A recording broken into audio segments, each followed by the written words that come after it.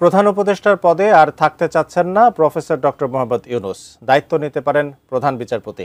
এই যে কথাটা শুনলেন, ডক্টর ইউনূস চলে যাচ্ছে, বিচারপতি বাংলাদেশের দায়িত্ব নিচ্ছেন, এই নিউজটা শুনে আসলে কি বুঝলেন? ডক্টর ইউনূস চলে যাচ্ছে, বিচারপতি দায়িত্ব নিচ্ছে, সেনাপ্রধান অদল বদল হচ্ছে, সেনাপ্রধান সামরিক শাসন জারি করতে যাচ্ছে, অনেক ধরনের প্রতিবেদন কিন্তু আপনারা ইদানিং সোশ্যাল মিডিয়ায় দেখে থাকেন। আজকে নিউজের এমন একটা পান্না আপনাদের সামনে উন্মোচিত করব, অনেক ভিউয়ার্সরা এই ধরনের নিউজ দেখে বিভ্রান্ত হন। এমনকি আমার যিনি আব্বু আছেন, আমার আব্বু, তিনিও এই ধরনের নিউজ দেখে মাঝে মাঝে আমার ফোনে বলে আজকে এটা দেখলাম ওটা দেখলাম। আমি বলি যে আব্বু না, এরকম কিছুই ঘটে নাই। অবশ্য যে নিউজের ক্লিপটা আপনাদেরকে দেখাইছি, এই নিউজটা কিন্তু এটিএন বাংলার একটা নিউজ, বাংলাদেশের সুনামধন্য একটি গণমাধ্যমের একটি প্রতিবেদন আপনাদেরকে দেখাইছি। আসলেও কি ডক্টর ইউনূস চলে যাচ্ছে?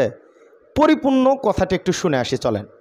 প্রধান উপদেষ্টার পদে আর থাকতে চাচ্ছেন না প্রফেসর ডক্টর মোহাম্মদ ইউনূস, দায়িত্ব নিতে পারেন প্রধান বিচারপতি।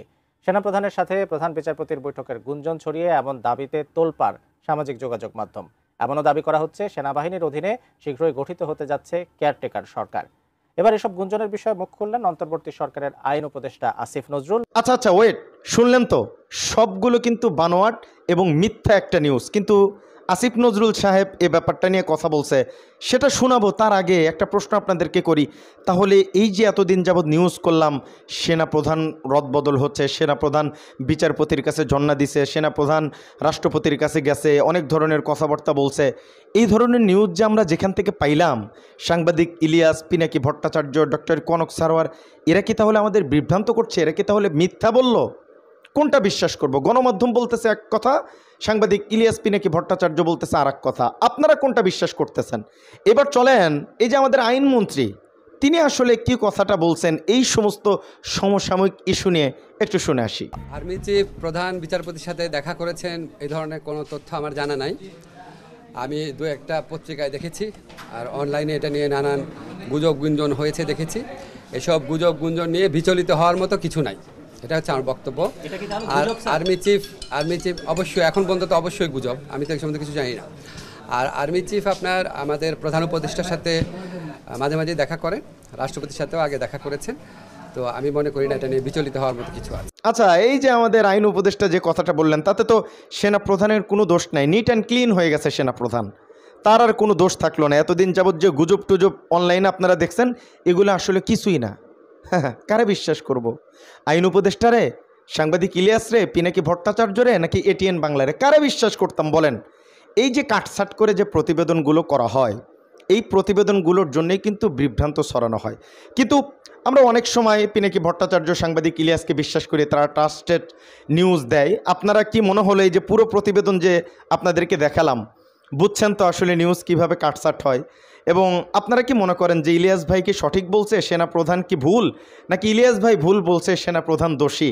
অবশ্যই একটু কমেন্ট করবেন। আর হ্যাঁ, ধন্যবাদ দিতে ভুলবেন না। আজকে কিন্তু সাংবাদিকতার একটা নতুন পান্না আপনাদের সামনে খুলে দিছি, যে এইভাবে আসলে বিভিন্ন জায়গায় নিউজ করা হয়, বুঝছেন?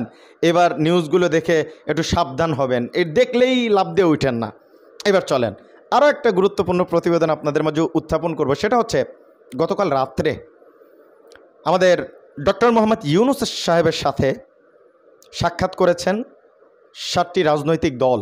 সেখানে আসলে কি বিষয়ে আলোচনা হয়েছে, একজন দেশের নাগরিক হিসেবে আমি মনে করছি এই কথাগুলো আপনার শোনা দরকার, শুনলে অনেক কিছু জানতে পারবেন। আর হ্যাঁ, ভুলে গেছি বলতে, উত্তেজনায় চ্যানেলে নতুন হলে একটু সাবস্ক্রাইব করেন নিত্য নতুন আপডেট পেতে, ঠিক আছে? আমরা সত্য বলার চেষ্টা করি, আপনাদের সাপোর্টটা খুব বেশি প্রয়োজন। চ্যানেলে নতুন হলে সাবস্ক্রাইব করবেন, ভিডিওতে একটা লাইক করবেন। প্রধান উপদেষ্টার সাথে যে বৈঠক হয়েছে, প্রধান উপদেষ্টা বলছেন নির্বাচনে অন্য দেশের থাবা মারার কোনো সুযোগ যেন না থাকে, এই কথা তিনি বলছেন। এবং তিনি আরও কিছু বিষয় ক্লিয়ার করছেন, আমি একটু আপনাদেরকে জানাতে চাই, একটু সাথে থাকেন। তিনি বলছেন যারা অন্তর্বর্তীকালীন সরকারকে নির্বাচন পর্যন্ত পৌঁছে দিতে চায় না, তারা যত রকম পারে বাধা দিবে, তারা সর্বোচ্চ চেষ্টা করবে নির্বাচন বানচাল করার, এমন পরিস্থিতি সৃষ্টি করার চেষ্টা করবে যাতে নির্বাচন না হয়। এগুলো কিছু কিছু লক্ষণ এখনই দেখা যাচ্ছে, সামনে আরও আসবে। এজন্য সতর্ক হতে হবে।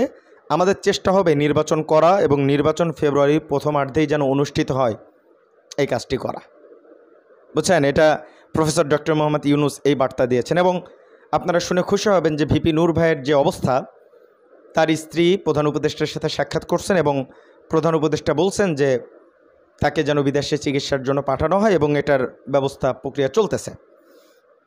আচ্ছা, আরও কিছু প্রতিবেদন আছে, আমাদেরকে সময় দিলে একটু আপনাদেরকে শোনাবো। মির্জা ফখরুল ইসলাম আলমগীর একটা গুরুত্বপূর্ণ কথা বলছে যে ছাত্র আন্দোলনের মুখে শেখ হাসিনা দেশ থেকে পালিয়ে গেলেও শয়তানি ছাড়ে নাই। ভারতে গিয়ে সে আবার শয়তানি শুরু করছে। ওইখানে বসে আওয়ামী লীগ ছাত্রলীগ উস্কায় দিয়ে বলে তোমরা গোলমাল করো, মিছিল করো, মারামারি করো, নেতাদের মারো, এগুলো কথা বলছেন। এবং কয়েকদিন আগে আমরা দেখতেছিলাম যে বিএনপির অনেক নেতাকর্মীরা বলতেছিল যে ডক্টর ইউনূস আসলে অনেক দিন ক্ষমতায় থাকতে চায়। ডক্টর ইউনূসের উদ্দেশ্য অসৎ, তিনি সৎ উদ্দেশ্য নেয় নাই, তিনি দেশে অনেক দিন ক্ষমতায় থাকতে চায়, এরকম কথা আমরা অনেকের মুখ থেকে শুনছি। কিন্তু আজকে মির্জা ফখরুল ইসলাম আলমগীর যেটা বলছে একটু উল্টে গেল আর কি কথা। তিনি বলছেন ডক্টর ইউনূসের রাজনীতি করার ইচ্ছা নেই, তিনি দেশে শান্তি ফিরানো আনার চেষ্টা করছেন। আর আগে শেখ হাসিনার হাতে সব কিছু থাকলেও আগামী দিনে ক্ষমতার ভারসাম্য আনবে বিএনপি। মানে দেখা গেলে যে বিএনপি তো ক্ষমতায় যাবে, তো বিএনপি বিষয়গুলো ঠিক করবে, এমনটাই বলতেছেন আমাদের মির্জা ফখরুল ইসলাম আলমগীর ভাই। এবং বিএনপি নেতাকর্মীদের জন্য একটা কড়া বার্তা দিয়েছেন মির্জা ফখরুল ইসলাম আলমগীর। তিনি বলছেন আওয়ামী লীগের মতো চাটার দলে পরিণত হওয়া যাবে না। হ্যাঁ ফখরুল ভাই, একটা কথা কই, হ্যাঁ আমাদের গ্রামের রাজনীতি তো আমরা দেখি, তো রাজনীতি জিনিসটা এতটাই চাটাচাটি শুরু হয়েছে যে বড় নেতাদের পা না চাটলে আসলে বড় পদে ওঠা যায় না। ত্যাগী কর্মী যারা যারা আসলেও দলকে ভালোবাসে, দলের জন্য জীবন বাজি রাখে, দলের সব নিয়মকানুন মেনে চলে, তো তারা আসলে পদ পায় না। যারা চাইটা পায়ের তলা শেষ করে তারাই পদ পায়। তো আপনি যেটা বলছেন এটা নেতাকর্মীরা শুনবে কিনা জানি না, তবে ভালো বলছেন। আওয়ামী লীগের মতো চাটার দলে পরিণত হওয়া যাবে না, তাহলে বিএনপিকেও মানুষ ভালোবাসবে না। শেষ রক্তবিন্দু দিয়ে হলেও স্বাধীনতার সার্বভৌমত্ব রক্ষা করব, এখানে কোনো আপোষ নেই। মাশাআল্লাহ, অনেক ভালো কথা। এবং সাবেক প্রধানমন্ত্রী শেখ হাসিনার ফ্যাসিবাদ প্রতিষ্ঠায় জাতীয় পার্টির সব ধরনের সাহায্য করেছে এবং যারা ফ্যাসিস্টদের সহায়তা করেছে তাদের আইন অনুযায়ী বিচারের আওতায় আনা উচিত, আমাদের রেজবি ভাই কথা বলছেন। এবং দেখেন যে জাতীয় পার্টিকে নিষিদ্ধকরণের কথা চলতেছে, সেই জাতীয় পার্টিকে নিয়ে এমন একটা বার্তা আসা দুঃখজনক। আমাদের জাপার মহাসচিব তিনি বলছেন যে জাতীয় পার্টিকে রক্ষা করার দায়িত্ব বিএনপির। এত বড় কথা বলল, এটার প্রতি উত্তর অবশ্য আমাদের রেজবি ভাই কথা বলছেন, কিন্তু এই কথা যার তারে তো আর বলতে পারে না। তো রেজবি ভাই উত্তর দিচ্ছেন যে বিএনপি জাতীয় পার্টির কেন দায়িত্ব নেবে, আপনারা কারা? যখন ইলিয়াস আলী সহ বিএনপির অসংখ্য নেতাকর্মী গুম হয় তখন আপনারা কোথায় ছিলেন? তো মোটামুটি কিন্তু আমরা গুরুত্বপূর্ণ যে প্রতিবেদন সেটা আমি শুরুতেই কাভার করছি, কোনো এলোমেলো কথা বলি নাই। একটা জিনিস আপনাদেরকে যারা এই পর্যন্ত দেখতেছেন একটু আপনাদেরকে বলি, আমিও কাটসাট করে আগে ভিডিও করতাম, কিন্তু এরকম কাটসাট করতাম না, কখনোই না। আমার চ্যানেলে সেই ভিডিওগুলো আছে, আপনারা দেখতে পারেন। আমি একটু ঘুরাইয়া লিখতাম, সেই বিষয়টা আমি আবার ক্লিয়ার করতাম যে কেন লিখলাম। যেমন ধরেন বিএনপির একজন নেতার ঘর থেকে টাকা পাওয়া গেছে, আমি লিখতাম যে মির্জা ফখরুল ইসলাম আলমগীরের ঘর থেকে টাকা উদ্ধার। কেন লিখতাম? এখানে আমার লজিক ছিল।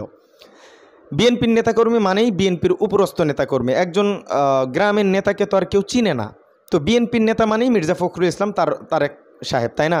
এরকমটাই তো সেই জন্য আমরা মির্জা ফখরুল ইসলাম আলমগীর নাম ব্যবহার করতাম। তার নাম শুনে মানুষ সত্যতা জানতো, যেহেতু মির্জা ফখরুল ইসলাম আলমগীরকে চিনে মানুষ, আর যেহেতু তার দলের নেতাকর্মী এটা করছে, এই জন্য আমি এরকম একটু ঘুরাইয়া লিখতাম।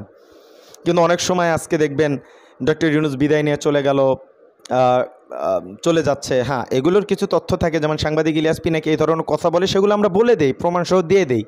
কিন্তু বিভিন্ন ধরনের ক্লিপ দেখবেন কাটসাট করে বিভিন্ন সোশ্যাল মিডিয়ায় এগুলো প্রচার করা হয়। তো প্রচার করে তাদেরকে আমি দোষ দিচ্ছি না, দেওয়ার রাইটস আমার নাই, তারা যে যা করতেছে আলহামদুলিল্লাহ করুক, এটা নিয়ে বলার রাইটস আমার নাই। তবে হ্যাঁ, আপনাদের উদ্দেশ্যে বলতে পারি যে আপনারা নিউজগুলো দেখার সময় একটু বিশ্লেষণ করে বিভিন্ন জাতীয় গণমাধ্যম যেগুলো আছে ট্রাস্টেড, বিশেষ করে আমার দেশ পত্রিকার প্রতিবেদন এবং তাদের ইউটিউব চ্যানেলের ভিডিওগুলো দেখবেন, যেগুলো দালাল ছাড়া আর কি, বুঝছেন? দালাল তো সবাই আছে কিন্তু কম বেশি আর কি।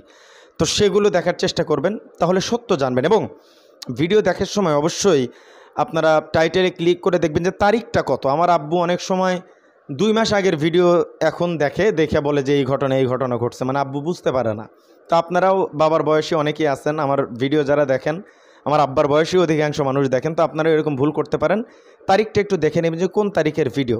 এমনি এক ভিডিও দেখে বিভ্রান্ত হবেন না, কোনো কাট নিউজ দেখে কখনো সেগুলোর উপর বিশ্বাস করে পদক্ষেপ নেবেন না আর কি। আর আমি চেষ্টা করি প্রতিদিনের যে লেটেস্ট আপডেটগুলো আছে সারা দিনের আপডেট একসাথে করে আপনাদেরকে নিউজ দেওয়ার চেষ্টা করতেছি। সত্য নিয়ে কাজ করার আপনাদের সাপোর্ট প্রয়োজন। তো কেমন লাগলো আজকের ভিডিও অবশ্যই কমেন্ট করে জানাবেন। এরকম নিত্য নতুন আপডেট পেতে আমাদের চ্যানেলটি সাবস্ক্রাইব করে আমাদেরকে সাপোর্ট করবেন। ভালো থাকবেন, সুস্থ থাকবেন। আসসালামু আলাইকুম রহমতুল্লাহি ওয়া বারাকাতুহু।